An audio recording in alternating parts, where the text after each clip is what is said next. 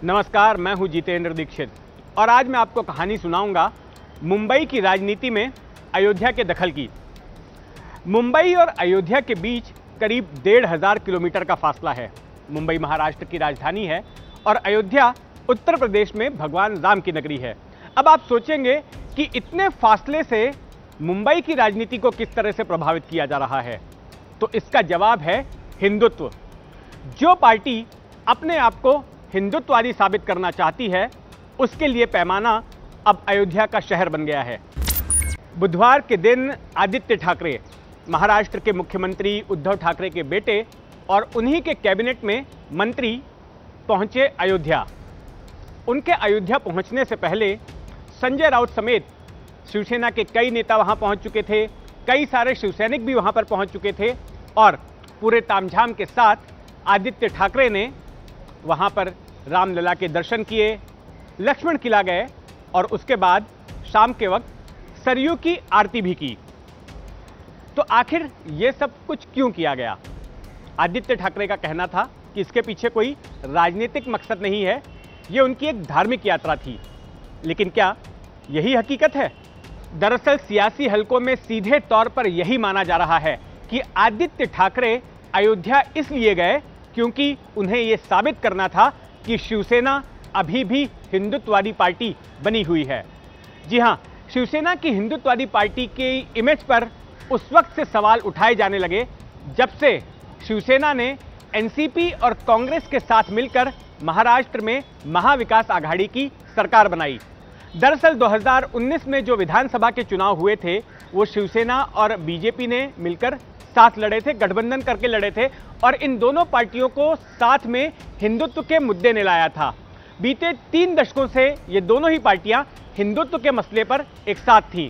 लेकिन साल 2019 में मुख्यमंत्री किस पार्टी का होगा, इस सवाल को लेकर इन दोनों ही पार्टियों में झगड़ा हो गया और शिवसेना ने अपने रिश्ते बीजेपी के साथ तोड़ दिए और उन दो पार्टियों के साथ मिलकर सरकार बनाई जो कि शिवसेना की सालों से दुश्मन नहीं है। एनसीपी और कांग्रेस, ये दोनों ही पार्टियों को शिवसेना फर्जी सेकुलरवादी बताते आई है और शिवसेना की अपनी इमेज एक कट्टर हिंदुत्ववादी पार्टी की थी। जिस दिन उद्धव ठाकरे ने शपथ ली, यानी कि 28 नवंबर 2019 को बतौर मुख्यमंत्री पद की जब उन्होंने शपथ ली, तो उससे चंद घंटे पहले इन तीनों ही पार्टियों का जो कॉमन मिनिमम प्रोग्राम था, उसकी एक प्रस्तावना तैयार की गई और उस प्रस्तावना में 2 बार सेकुलर शब्द का इस्तेमाल किया गया था। उस प्रस्तावना को शिवसेना ने स्वीकार कर लिया और ये एक बहुत बड़ी बात थी। जो पार्टी अब तक सेकुलरवाद के खिलाफ अपना काम कर रही थी, हिंदुत्ववादी पार्टी मानी जाती थी, मुस्लिम विरोधी पार्टी मानी जाती थी, उसने इन सेकुलर पार्टियों के साथ हाथ मिला लिया था। सत्ता से वंचित हो जाने के बाद बीजेपी ने शिवसेना के खिलाफ एक नैरेटिव शुरू किया। नैरेटिव ये था कि शिवसेना अब हिंदुत्ववादी पार्टी नहीं रह गई है, वो भी अब कांग्रेस एनसीपी की तरह एक फर्जी सेकुलरवादी पार्टी बन गई है, एक सीडो सेकुलर पार्टी बन गई है। और इसके लिए जब भी बीजेपी को मौका मिला, बीजेपी ने शिवसेना पर निशाना साधने में कोई कसर नहीं छोड़ी। और पहली बार बीजेपी को मौका मिला अप्रैल 2020 में, जब मुंबई के पास पालघर जिले में 2 साधुओं की भीड़ ने पीट कर हत्या कर दी। तब खबर यह आई थी कि भीड़ ने उन्हें बच्चा चोर समझ लिया था और इसी अफवाह के चलते उन पर भीड़ ने हमला किया था, जिसमें उनकी मौत हो गई। लेकिन बीजेपी और इसके साथ साथ जो तमाम हिंदू संगठन थे, उनका कहना था कि उन दोनों ही साधुओं को सांप्रदायिक कारणों से मारा गया था। और शिवसेना की सरकार, शिवसेना कांग्रेस एनसीपी की जो सरकार है, जो ठाकरे सरकार है, वो सही आरोपियों को नहीं पकड़ रही है और सही कारण सामने नहीं आने दे रही है। और ये एक बड़ा कारण बीजेपी को मिल गया शिवसेना को टारगेट करने के लिए। इसके बाद कोविड की महामारी आई और इस महामारी के दौरान कई तरह की बंदिशें लगाई गई और जिनमें से एक बंदिश ये भी थी कि जो पूजा स्थल थे, तमाम मंदिर थे, उनको भी बंद कर दिया गया। जब धीरे धीरे महामारी का असर कम होने लगा, तो उसके बाद कई बीजेपी शासित राज्यों में मंदिरों को खोला जाने लगा। लेकिन महाराष्ट्र में इसके लिए देरी हो रही थी और इस बात को भी बीजेपी ने मुद्दा बनाया और शिवसेना के हिंदुत्व पर सवाल खड़े किए। इस बीच पिक्चर में एंट्री हो जाती है राज ठाकरे की। राज ठाकरे की पार्टी एमएनएस ने जनवरी 2020 में ऐलान किया कि अब से वो भी एक हिंदुत्ववादी पार्टी हो जाएगी। इससे पहले साल 2006 से लेकर 2020 तक राज ठाकरे मराठी माणूस की राजनीति करते थे, लेकिन जनवरी 2020 में उन्होंने भगवा झंडा अपना लिया। इससे पहले जो उनकी पार्टी का महाराष्ट्र नवनिर्माण सेना का जो 4 रंगों का झंडा था उसे उन्होंने हटा दिया और एक भगवा झंडा अपने पार्टी के झंडे के तौर पर अपना लिया और तब से हिंदुत्ववाद की राजनीति करने लगे।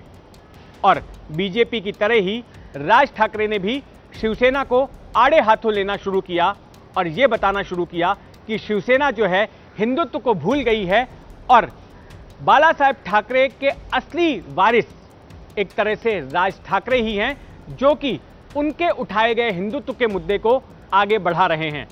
साल 2022 में राज ठाकरे ने मस्जिदों से लाउडस्पीकर पर दी जाने वाली अजान का मुद्दा उठाया और उन्होंने कहा कि तमाम मस्जिदों से लाउडस्पीकर हटा दिए जाने चाहिए क्योंकि उनसे ध्वनि प्रदूषण होता है।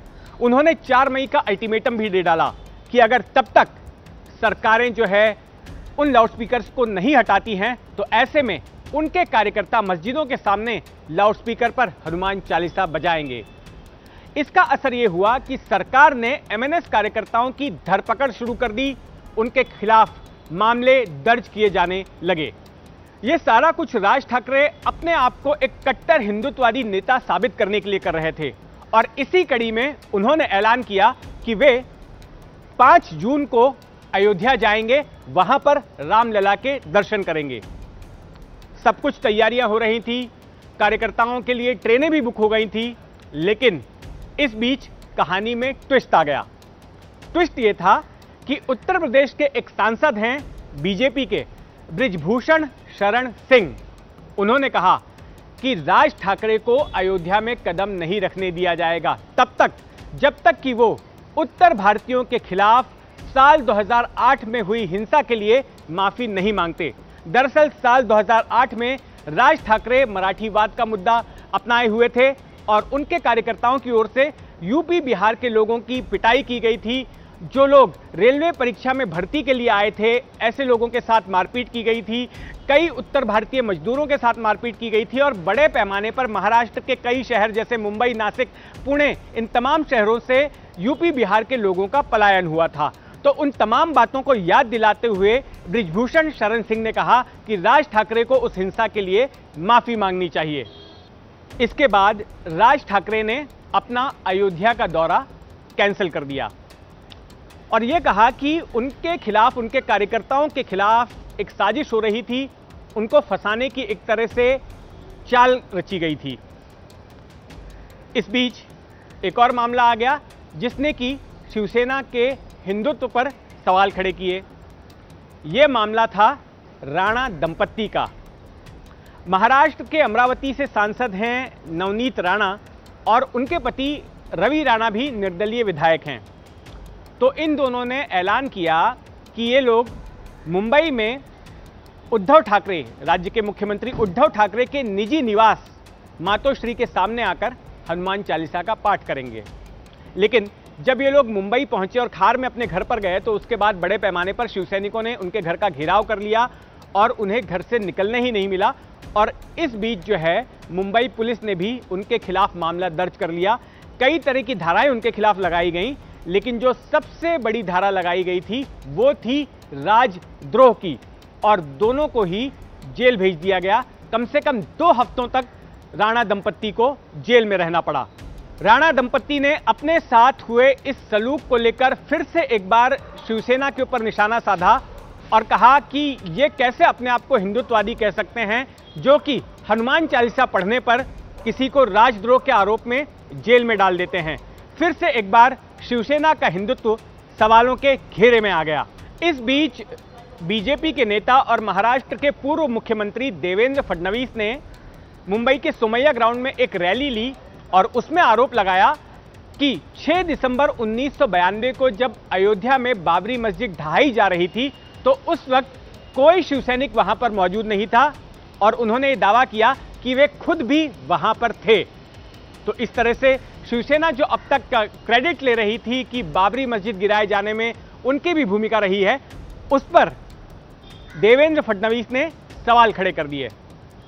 इसके जवाब में मुंबई के बीकेसी में उद्धव ठाकरे ने भी एक रैली ली और उस रैली में उद्धव ठाकरे ने देवेंद्र फडणवीस का मजाक उड़ाते हुए कहा कि उस वक्त आखिर देवेंद्र फडणवीस की उम्र क्या थी, क्या वे वहां पर स्कूल की पिकनिक के लिए गए थे। और उन्होंने बाला साहेब ठाकरे, शिवसेना के संस्थापक और पूर्व प्रमुख, उनके उस बयान को याद दिलाया जिसमें कि उन्होंने कहा था कि अगर बाबरी मस्जिद मेरे शिवसैनिकों ने गिराई है तो इस बात का मुझे गर्व है। वैसे मैं आपको बता दूं कि उद्धव ठाकरे खुद भी कई बार अयोध्या का दौरा लगा चुके हैं। साल 2019 से पहले, साल 2000 अगर मैं 18 की बात करूं तो साल 2018 में जब सुप्रीम कोर्ट के आदेश के बाद अयोध्या में राम मंदिर का रास्ता साफ नहीं हुआ था, उससे पहले भी उद्धव ठाकरे अयोध्या गए थे और वहां पर नारा दिया था, पहले मंदिर फिर सरकार। और ये कह रहे थे कि उनकी पार्टनर, सत्ता में जो उनकी साझेदार थी उस वक्त महाराष्ट्र में, बीजेपी मंदिर बनवाने के लिए पुख्ता कदम नहीं उठा रही है, उनकी ओर से जो किया जाना चाहिए वो नहीं किया जा रहा है और शिवसेना इस दिशा में प्रयासरत है। साल 2019 में भी उद्धव ठाकरे फिर से एक बार अयोध्या गए और मुख्यमंत्री बनने के बाद भी गए। उद्धव ठाकरे अपने परिवार के साथ, अपनी पत्नी और बेटे के साथ अयोध्या में जाकर रामलला के दर्शन कर चुके हैं और वहां पर सरयू आरती कर चुके हैं। और ऐसा करने के पीछे उनका भी यही उद्देश्य था कि शिवसेना की जो हिंदुत्ववादी पार्टी की इमेज है वो बरकरार रहे। तो आपने देखा कि किस तरह से महाराष्ट्र की राजनीति में अयोध्या का दखल है। आज भी जिस पार्टी को अपने आप को कट्टर हिंदुत्ववादी छवि वाला बताना होता है तो वो अयोध्या का रेफरेंस देता है, उसके नेता अयोध्या में जाकर रामलला के दर्शन करते हैं।